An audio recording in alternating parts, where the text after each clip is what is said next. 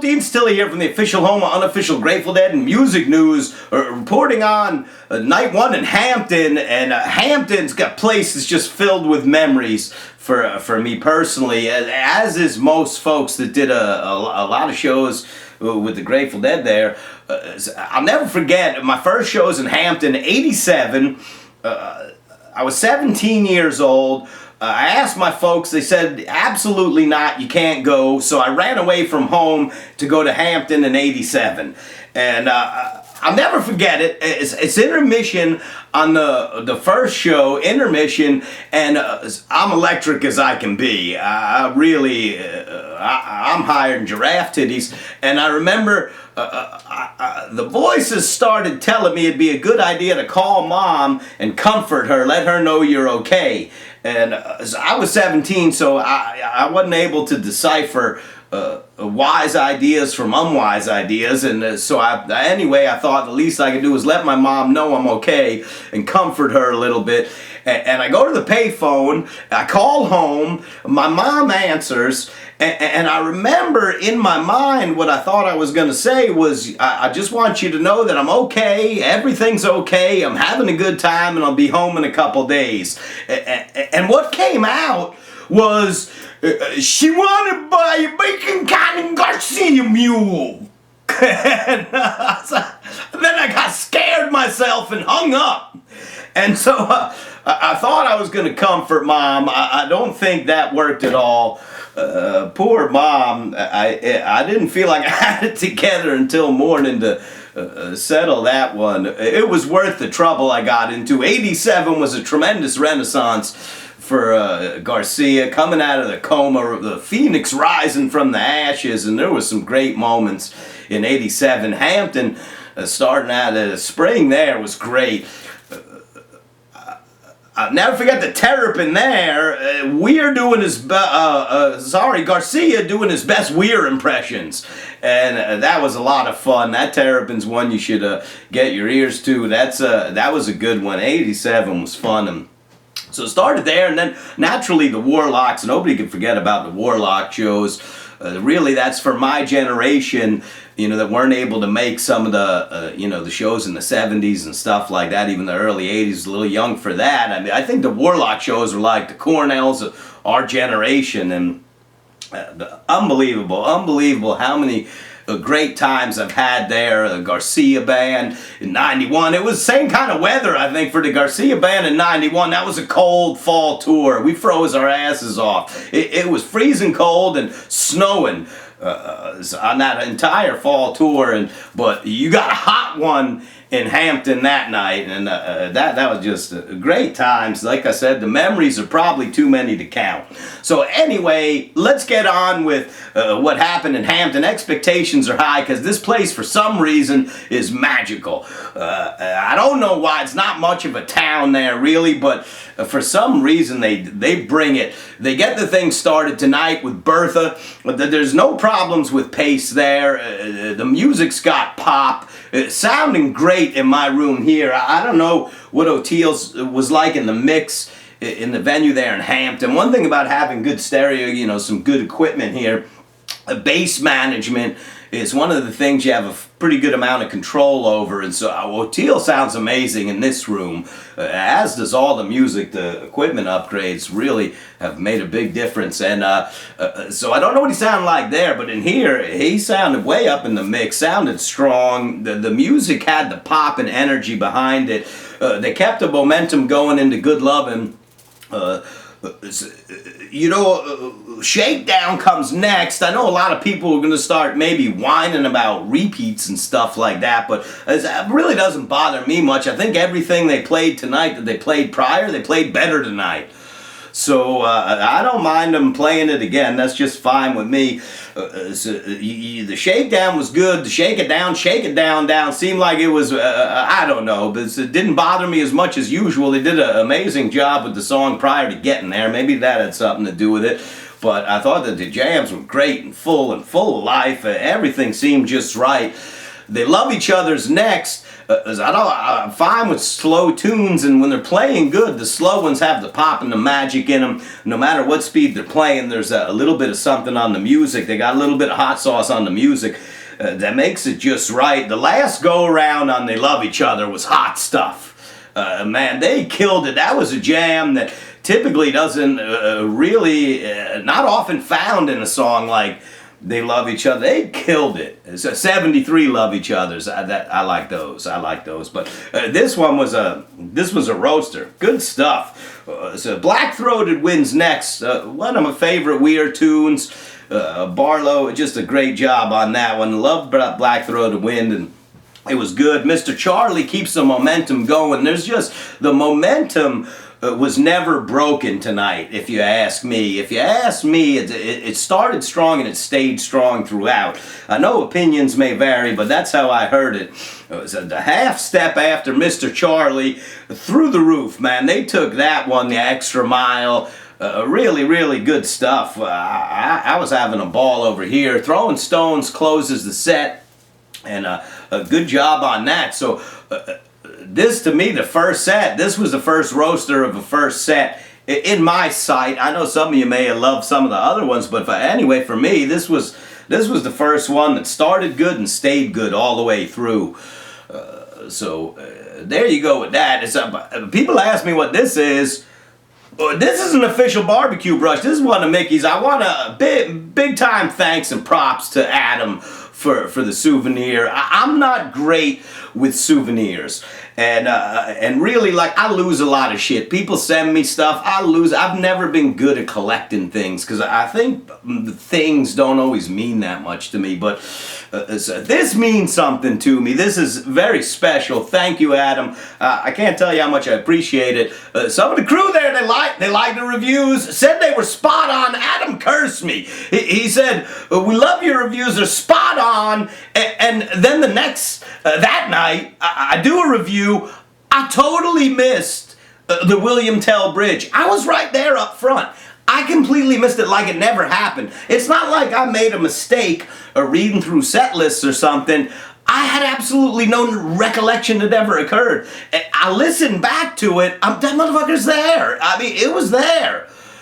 It's like I had a whiteout or something. I mean, I'm not going to have a blackout because I don't do drugs like that, but it must have been a whiteout or a clear out, or I don't know what I had. Maybe taken up for observation for a little bit, but so I was completely absent for those 2 minutes somehow. I guess I was tossing and turning too hard in the music, maybe got lost. Who the hell knows? Anyway, appreciate you, Adam, and thank you. I had some shirts for you. I never made it down to the floor the last night at Nassau there. Let's keep this thing moving. Althea to open up the second set. I don't know if Althea has any business opening up a set, but I'm not Matt Bush or Bob Weir, so I don't make the calls. But the Althea was okay. Not as roasting as most of them are, but I always love hearing Althea. It's one of my favorites. Estimated up next, and I thought Estimated was outstanding. I don't know if there was a little less space in between the verses, or maybe I've just become more tolerant of it, but it seemed like it moved along a little bit better than it can when there's a whole lot of space between the verses. Sometimes my mind is moving forward with the verse and it doesn't get sung, and then I have to move backwards in order to catch up with let that verse catch up with me, and then it kills my whole personal momentum. Do you know what I mean? My energetic momentum from above down, inside out is halted in ways. I'm just talking about some shit now. Anyway, I thought Estimated was great. Eyes, outstanding. Holy shit, they beat the hell out of Eyes like a dusty rug. I mean, that one got whooped up and down. I was having a blast here. Sounded outstanding and out of sight. O'Teal's solo, magnificent. Really everything through that whole song. That's worthy. This one's going to get listened to again. Terrapin is really, in Terrapin, this is like one of those things when it's all just right and the music's got the magic on it. You know, Terrapin's got those spaces in it where the jam gets kind of like formless. And out of the formlessness of this jam, these incredibly familiar fragments fly out of the stew, and they just bite you. And as you're swirling in this like cosmic adventure, these familiar fragments come out and hit you in the middle of cosmic soup. This was some deep stuff. This is coming from a guy that's clean. Anyway, for the most part at least. Anyway, Terrapin loved it, absolutely loved it. Did a great job. Drums comes up, Mickey goes straight for the beam. When Mickey goes straight for the beam, you know you're going to have a good time. He didn't, right for the beam. And forget about it. Changing molecules. He was reprogramming our thought life, and probably cured a few wooks of athlete's foot by beam vibration. I mean, that was strong. The drums was fantastic. Listen, Kreutzmann, his hat's on backwards. We know, buckle up, full harness when the hat's on backwards. Continuing evidence of the theory tonight. He killed it. All night long, Billy was just, he was beating it up. Everything was just right. So anyway, we get to space. It was an extremely soothing space. Space was extremely soothing. The whole vibe was soothing. Sometimes it gets crazy, sometimes it's cringy, sometimes it's spooky, and tonight it was soothing. I like a nice soothing space. That was nice. I felt like I heard Lost Sailor pass through that space briefly. So I peeked out, and then it took off. I don't know. I think I did. There's no guarantees. Rodgers and Hammerstein's, my favorite things. Really, how about that? You get my favorite things. That one's flying around out of space there. They're playing with that. And then there it goes. It emerges the Days Between, which was absolutely beautiful, really.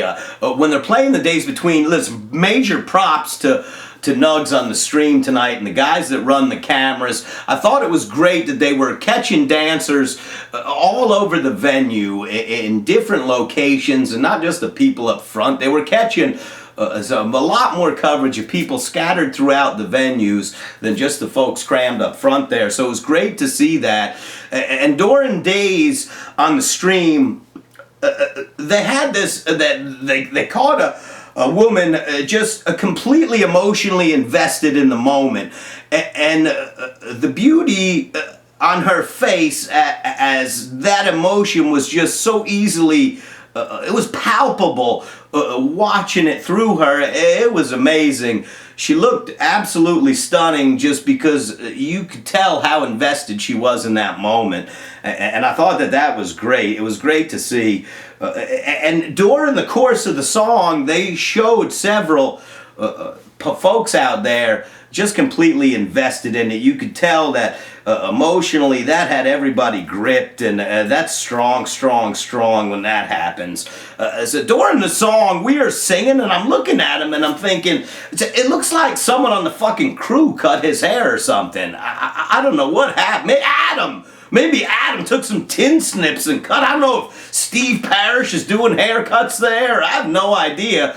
But it looked like someone from the crew cut his hair. I don't know. Maybe it's just me. I know it really doesn't matter. As long as Billy's in full backward hat mode, everything's going to be okay. As it was. The Days Between was great. The jam, it took a very strange twist. At the end, we're kind of used to that thing kind of vibrating out into the atmosphere a little bit smoothly, and it took a strange twist, a much different twist, and before you know it, that twist turned into China Cat, and that's just fine with me. You go ahead and repeat that, motherfucker. I don't think I ever don't want to hear a China Rider. So the China Cat, great jams throughout. That's another one of those jams that the core was just tight, and it was wrapped in this delightfully confusing jam that just maintained the character and structure of the jam. I don't know if people know what I'm talking about. Sometimes I'm not sure I know what I'm talking about, but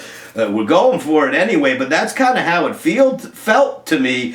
It just kept its character while evolving from formlessness into the rider, and it was just, like I said, one of those nights. I think the magic was all over the music. I could hear it from my room here. It was very clear. The rider, outstanding throughout. I mean, really, jams just ferocious. They finish with the big note bump, and the lights illuminate that place, and hey, hot dog, that's a night in Dead & Company land. That's good stuff if you ask me. This is nights like tonight. It's why Dead & Company's king. So I don't know. I might like Couch Tour better. The food's better. There's no waiting on any lines. It sounds fantastic, and no one's fucking talking at all here. So, but anyway, we're having a blast ever. I'm missing 10,000 of you guys here with me, so there's that. You can't replace that. So anyway, here we go. We get Touch of Grey for your encore. During Touch of Grey, they show Spinner Guy. He's giving me vertigo just watching him. They're showing the guy spinning and spinning and spinning, and here I am fighting the vertigo just watching the guy spin. Really great to see him. He was another cat fully invested in the song and the moment. The song, Touch kept its momentum all the way through the song. It never came undone. It kept the strength and the momentum all the way through the song, and there's some slipping points in that tune that sometimes they've gotten a little sloppy and it comes undone a little bit, but not tonight. That thing was intact, sounded great. First night in Hampton, out of sight, absolutely loved it. So, I love you long time. Weird that the last night of the tour is tomorrow. This went really fast. Well, you only got 6, so it's going to go fast. We'll catch you tomorrow. Love you long time.